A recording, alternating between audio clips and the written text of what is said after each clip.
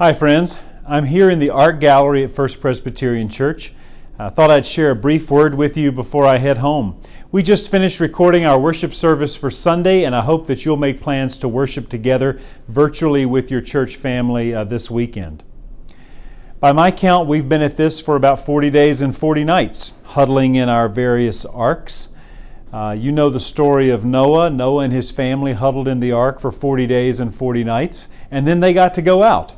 And it looks like maybe some things will begin to open up in our community, and we'll have to wait on word for that. But we just take it one step at a time. The symbolism of 40 days and 40 nights, or the 40 years in the wilderness, or Jesus' 40 days in the wilderness, the symbolism of 40 is simply long enough. That's all that number means in spiritual theology. It just means long enough. And we're going to be at this long enough.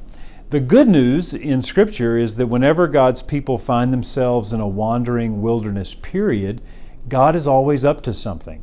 It's never wasted time. God is always doing something, creating new opportunities, new depth, new dimensions of trust and reliance on God and one another. And I see that happening now. So even though this is a wilderness time and we may not be coming out of our arks for a while, trust that God is up to something and doing something in your life and in the life of our church and our community. On Sunday, the worship service will be available to you. It's recorded, so it'll be up in the morning. If you're able, worship at 8:45 or 11, kind of gather virtually with the rest of your church family. We'll have communion at this service on Sunday, and so take a little bit of time to gather some bread and some juice or wine. It could be a cracker. If you don't have any juice or wine, you can use water. This is elements that become, by faith, one loaf, one cup. Also on Sunday at 9:45 is our live faith formation class. I'm leading again on the subject of hope. And this week, actually, we're going to get into my favorite part of this book, Keeping Hope Alive. It's the part where we talk about strategies. What are some strategies that hopeful people use to keep their hope alive and churning within them when life gets hard? So that's at 9:45. The link will be on your website.